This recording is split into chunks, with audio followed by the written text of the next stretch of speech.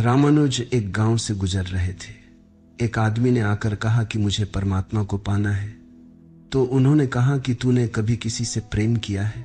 उस आदमी ने कहा कि इस झंझट में कभी पड़ा ही नहीं, प्रेम वगैरह की झंझट में नहीं पड़ा, मुझे तो परमात्मा को खोजना है। रामानुज ने कहा, तूने झंझट ही नहीं की, प्रेम की? उसने कहा, मैं बिल्कुल सच कहता हूं आपसे। वह बेचारा ठीक ही कह रहा था, क्योंकि धर्म की दुनिया में प्रेम एक डिस्क्वालिफिकेशन है, एक अयोग्यता है।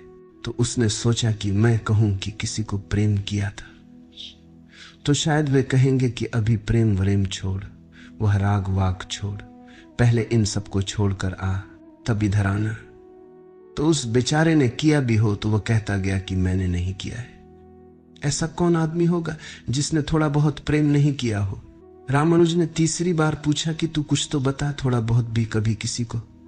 उसने कहा, माफ करिए, आप क्यों बार बार वही बातें पूछे चले जा रहे?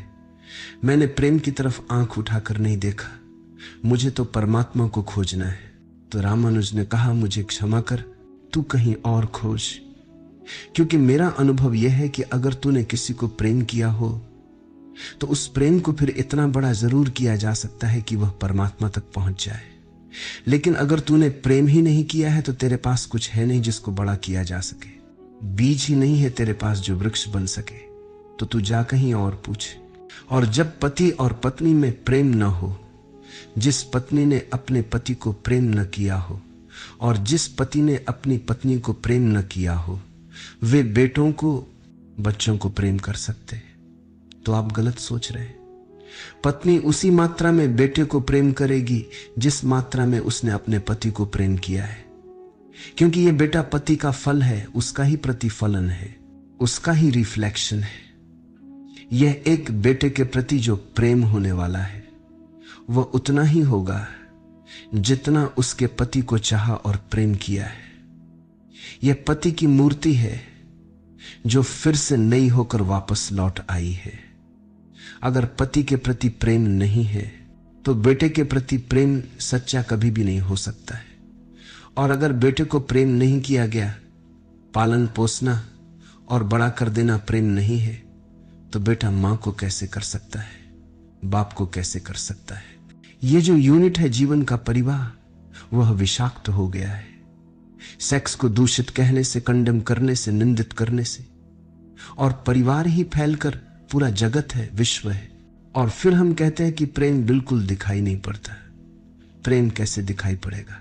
हालांकि हर आदमी कहता है कि मैं प्रेम करता हूं। मां कहती है, पत्नी कहती है, बाप कहता है, भाई कहता है, बहन कहती है, मित्र कहते हैं कि हम प्रेम करते हैं।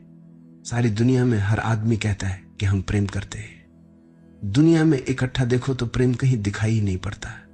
इतने लोग अगर प्रेम करते हैं तो दुनिया में प्रेम की वर्षा हो जानी चाहिए, प्रेम की बाढ़ आ जानी चाहिए, प्रेम के फूल खिल जाने चाहिए थे, प्रेम के दिए ही दिए जल जाते, घर घर प्रेम का दिया होता तो दुनिया में इकट्ठी इतनी प्रेम की रोशनी होती कि मार्ग आनंद उत्सव से भरे होते।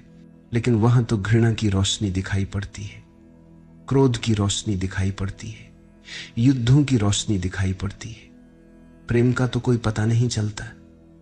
झूठी है ये बात, और ये झूठ जब तक हम मानते चले जाएंगे, जब तक सत्य की दिशा में खोज भी नहीं हो सकती। कोई किसी को प्रेम नहीं कर रहा, और जब तक काम के निसर्ग को परिपूर्ण आत्मा से स्वीकृति नहीं मिल जाती है, तब तक कोई किसी को प्रेम कर ही नहीं सकता। मैं आपसे कहना चाहता हूं कि काम दिव्य है, डिवाइन है।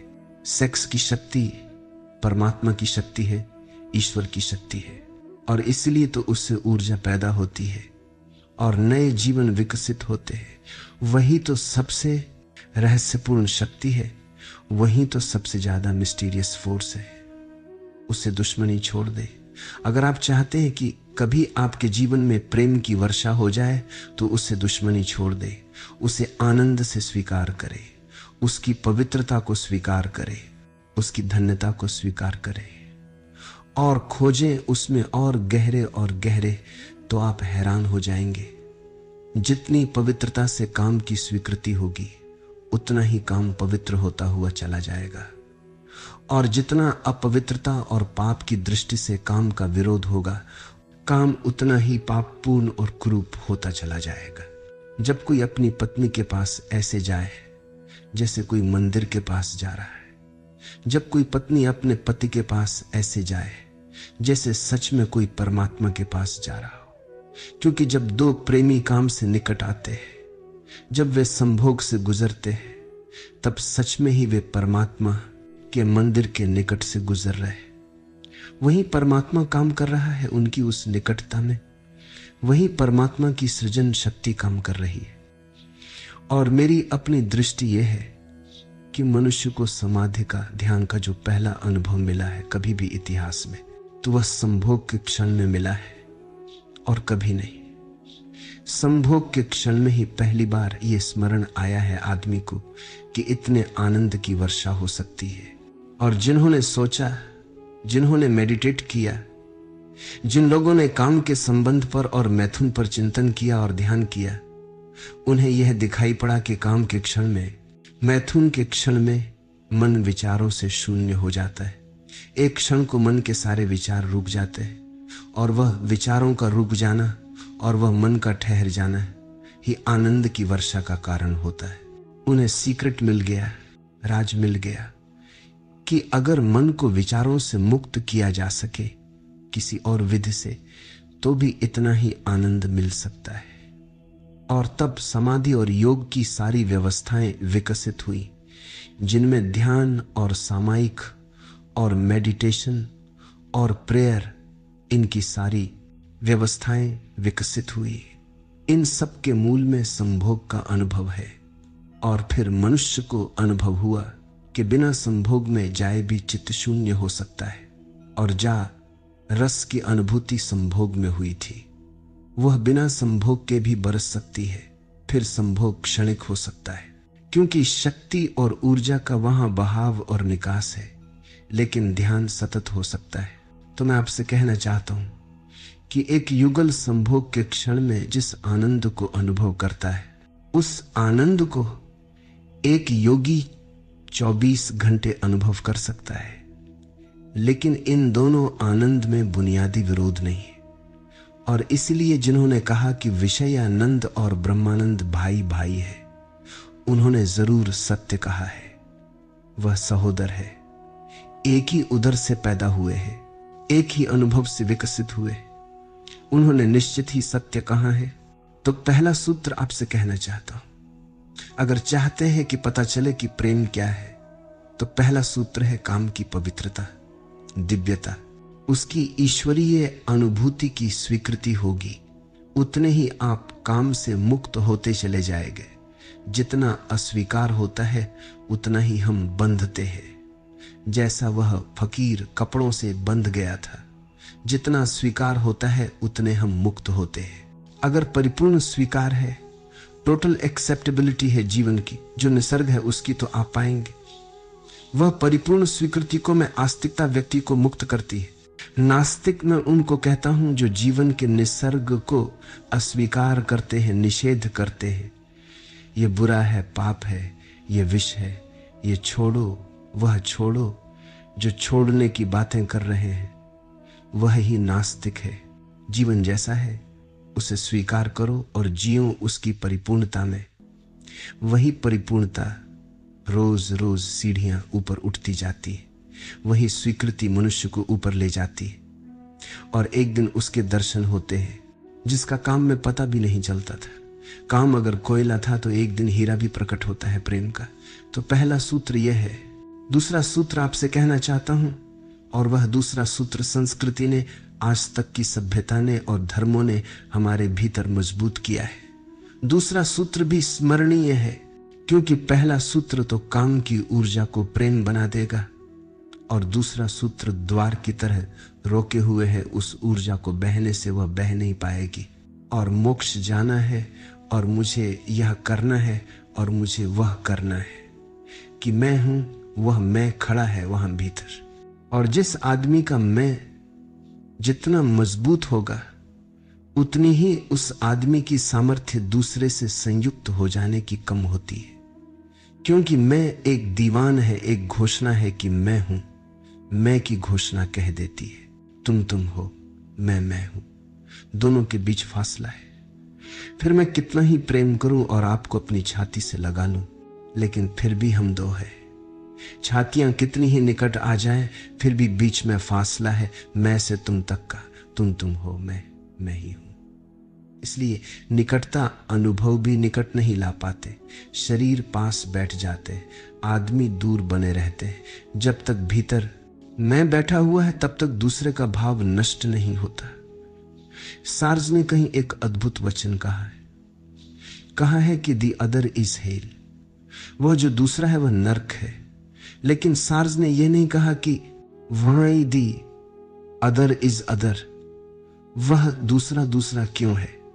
वह दूसरा दूसरा इसलिए है कि मैं हूं, और जब मैं हूं, दुनिया में हर चीज दूसरी है, भिन्न है। और जब तक भिन्नता है तब तक प्रेम का अनुभव नहीं हो सकता। प्रेम है एकात्म का अनुभव। प्रेम है इस बात का अनुभव कि गिर गई दीवार और दो ऊर्जाएं मिल गई और संयुक्त हो गई।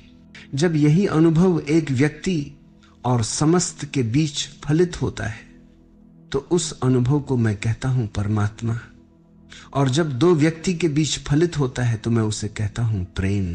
अगर मेरे और किसी दूसरे व्यक्ति के बीच ये अनुभव फलित हो जाए कि हमारी दीवारें गिर जाएं, हम किसी भीतर के तल पर एक हो जाएं, एक संगीत, एक धारा, एक प्राण, तो ये अनुभव है प्रेम।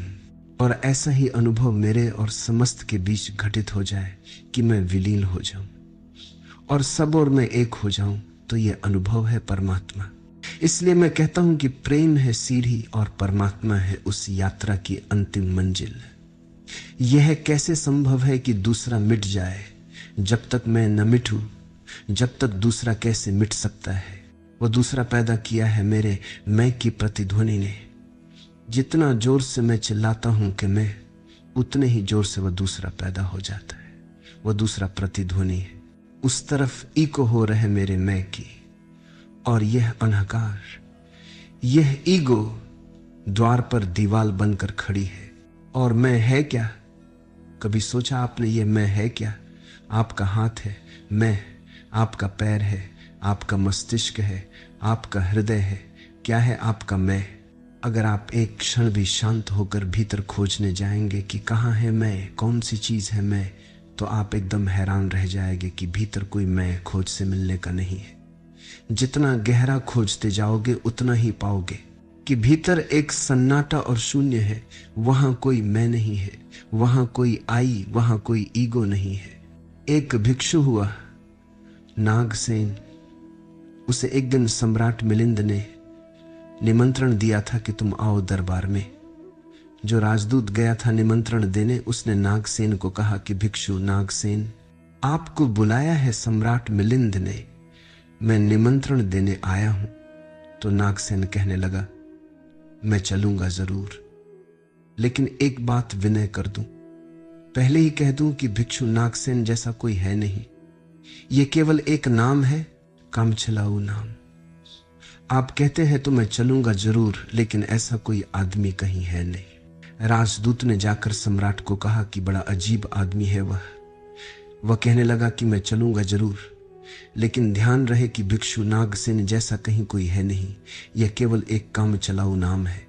सम्राट ने कहा, अजीब सी बात है, जब वह कहता है मैं चलूंगा, आएगा वह आया भी रथ बैठकर। सम्राट ने द्वार पर स्वागत किया और कहा, भिक्षु नागसेन, हम स्वागत करते हैं आपका। वह हंसने लगा। उसने कहा, स्वागत स्वीकार करता हूं, लेकिन स्मरण रहे भिक्षु नागसेन जैसा कोई आदमी नहीं है। सम्राट कहने लगा, बड़ी अजीब पहेली है। अगर आप नहीं है तो कौन है? कौन आया है इस रथ पर बैठकर? कौन स्वागत स्वीकार रहा है? कौन दे रहा है उत्तर? नागसेन मुड़ा और उसने कहा, देखते हैं सम्राट मिलिंद, यह रथ खड़ा है जिस पर मैं बैठकर आया हूं। सम्राट ने कहा, हां यह रथ है। तो भिक्षु ने कहा कि घोड़ों को निकलाकर अलग कर दिया जाए। घोड़े अलग कर दिए। तब भिक्षु नागसेन ने सम्राट से पूछा कि क्या ये घोड़ रथ है? सम्राट ने कहा, घोड़े रथ कैसे हो सकते? घोड़े अलग कर दिए गए, सामने के डंडे जिनसे घोड़े बंधे थे खिंचवा लिए गए। उसने पूछा, क्या ये रथ है? सिर्फ 2 डंडे रथ कैसे हो सकते हैं? डंडे अलग कर दिए गए, चाक निकलवा दिए गए और एक एक अंग रथ का निकलता चला गया। और एक एक अंग पर सम्राट को कहना पड़ा कि नहीं, ये रथ नहीं है। फिर आखिर पीछे शून्य बच गया, वहां कुछ भी नहीं बचा। भिक्षु नागसेन पूछने लगा, रथ कहां है अब? रथ कहां है अब? और जितनी चीजें मैंने निकाली, तुमने कहा ये भी रथ नहीं, ये भी रथ नहीं, ये रथ गया कहां? अब ये रथ कहां है? तो सम्राट चौंक कर खड़ा हो गया। रथ एक जोड़ था। रथ कुछ चीजों का संग्रह मात्र था। रथ का अपना होना नहीं है, कोई ईगो नहीं है। रथ एक जोड़ है। आप खोजें कहां है आपका मैं, और आप पाएंगे कि अनंत शक्तियों के एक जोड़ है। मैं कहीं भी नहीं है। और एक एक अंग आप सोचते चले जाएं तो एक एक अंग समाप्त होता चला जाता है। फिर पीछे शून्य रह जाता है। उसी शून्य से प्रेम का जन्म होता है, क्योंकि वह शून्य आप नहीं है, वह शून्य परमात्मा है। एक आदमी ने गांव में एक मछलियों की दुकान खोली थी। बड़ी दुकान थी, उस गांव में पहली दुकान थी। तो उसने एक बहुत खूबसूरत तख्ती बनवाई और उस पर लिखवाया, फ्रेश फिश सोल्ड हियर। यहां ताजी मछलियां बेची जाती है। पहले ही दिन दुकान खुला और एक आदमी आया और कहने लगा, फ्रेश फिश सोल्ड हियर, ताजी मछलियां। कहीं बासी मछलियां भी बेची जाती है, ताजा लिखने की क्या जरूरत है? दुकानदार ने सोचा कि बात तो ठीक है, इससे और व्यर्थ बातों का ख्याल पैदा होता है। उसने फ्रेश अलग कर दिया, ताजा अलग कर दिया। तख्ती रह गई, फिश सोल्ड हियर, मछलियां बेची जाती है, मछलियां यहां बेची जाती है।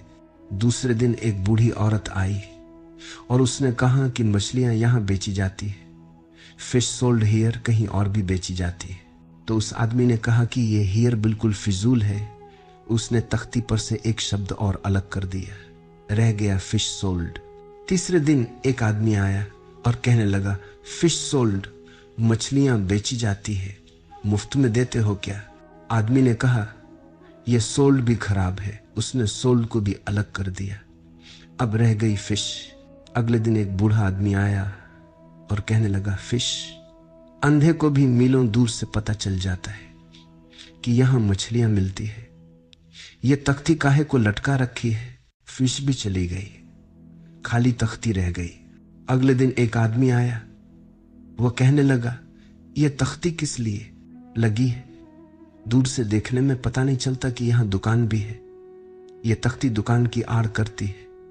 उस दिन वह तख्ती भी चली गई, वहां अब कुछ भी नहीं रहा। इलिमिनेशन होता गया, एक एक चीज हटती चली गई। पीछे जो शेष रह गया वह है शून्य। उस शून्य से प्रेम का जन्म होता है, क्योंकि उस शून्य में दूसरे के शून्य से मिलने की क्षमता है। सिर्फ शून्य ही शून्य से मिल सकता है और कोई नहीं। 2 शून्य मिल सकते हैं, 2 व्यक्ति नहीं। 2 इंडिविजुअल नहीं मिल सकते, 2 वैक्यूम, 2 एम्प्टीनेसेस मिल सकते, क्योंकि बाधा अब कोई नहीं है। शून्य की कोई दीवार नहीं होती और हर चीज की दीवार होती है।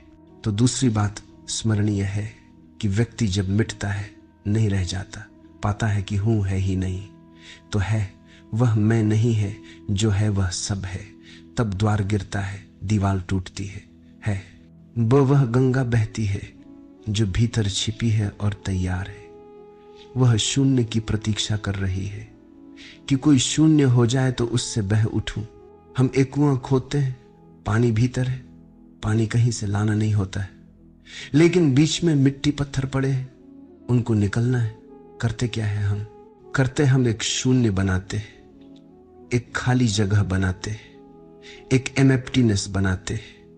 कुआं खोदने का मतलब है खाली जगह बनाना, ताकि खाली जगह में जो भीतर छिपा हुआ है पानी, वो प्रकट हो जाए, स्पेस पा जाए। वो भीतर है, उसको जगह चाहिए प्रकट होने को, जगह नहीं मिल रही है। भरा हुआ है कुआं, मिट्टी पत्थर हमने अलग कर दिए, वो पानी उबल कर बाहर आ गया। आदमी के भीतर प्रेम भरा हुआ है, स्पेस चाहिए, जगह चाहिए जहां वो प्रकट हो जाए। और हम भरे हुए हैं अपने को मैं से, और आदमी चिल्लाए चला जा रहा है मैं। और स्मरण रखें, जब आपकी आत्मा चिल्लाती है मैं, तब तक आप मिट्टी पत्थर से भरे हुए कुएं हैं। आपके कुएं में प्रेम के झरने कभी नहीं दिखाई देते, नहीं फूटते, नहीं फूट सकते।